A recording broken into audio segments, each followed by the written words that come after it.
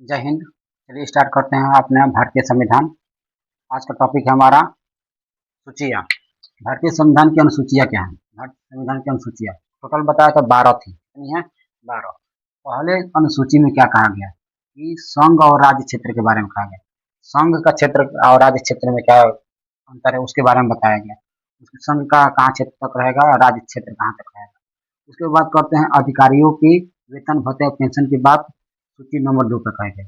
उसके बाद से तीसरे में जितने भी पदाधिकारी होते हैं, जितने भी अधिकारी होंगे, जितने भी आईएएस पीसीएस वाले होंगे सबके, और जितने भी हमारे मंत्री होंगे सबके शपथ के बारे में कही गई।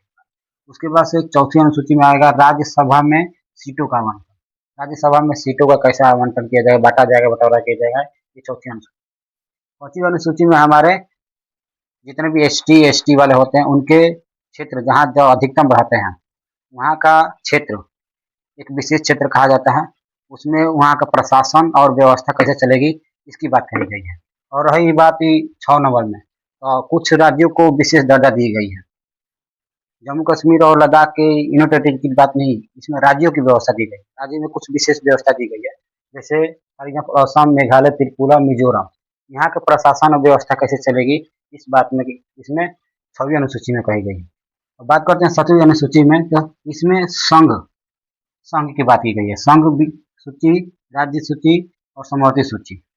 मतलब यहाँ पर संघ किस कार्य को, जो भी कार्य होगा, संघ मतलब केंद्र, केंद्र कितने विषयों पर बात करेगा। जैसे मान लो कि रक्षा मंत्रालय है, केंद्र के हाथों में है, बस केंद्र ही कर सकता है।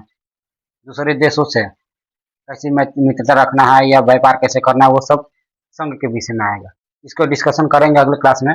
और राज्य के विषय में जैसे पुलिस आ गई, वहाँ की पुलिस व्यवस्था हो गई, पुलिस की व्यवस्था राज्य सूची देखेगा। और समवर्ती सूची में जहाँ दोनों देख सकते हैं, जैसे मतलब स्वास्थ्य हो गया, स्वास्थ्य की दोनों जगह, जैसे फॉर एग्जाम्पल कोरोना आया था तो राज्य भी और केंद्र दोनों मिलकर सभी काम कर रहे थे।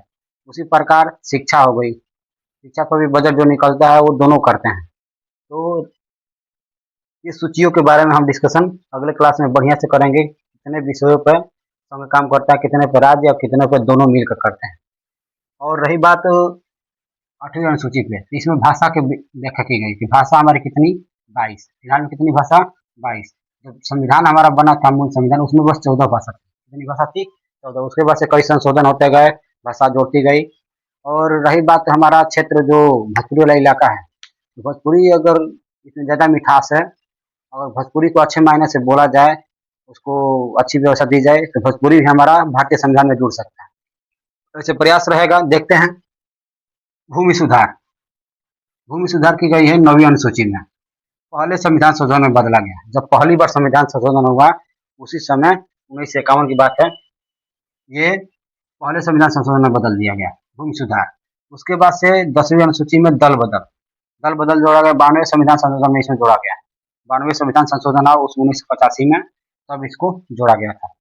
उसके बाद से पंचायत, आज जितनी भी व्यवस्था है, पंचायत क्षेत्र, जैसे प्रधान, बीडीसी, उसके बाद से क्षेत्र पंचायत, जितनी भी व्यवस्था होती है पंचायत पे क्या करना है, गांव पे, वहाँ की व्यवस्था 73वें संविधान संशोधन में है 1992 में। कब है? 1992 में जोड़ दिया गया, पंचायत की व्यवस्था रहेगी। उसके बाद से नगर पालिका की बात कही गई। नगर पालिका कब बात की गई? 74वें संविधान संशोधन में जोड़ दिया गया। ये अनुसूची है आपकी 12वीं अनुसूची में। चलिए भारतीय संविधान की अनुसूचियों के बारे में कुछ जाने। उम्मीद है समझ में आया होगा। समझ में आएगा तो शेयर, सब्सक्राइब, कमेंट जरूर कीजिएगा। जहाँ नहीं समझ में आएगा पूछिएगा। आपके लिए नेक्स्ट वीडियो क्लास जल्द। जय हिंद, जय भारत, जय संविधान।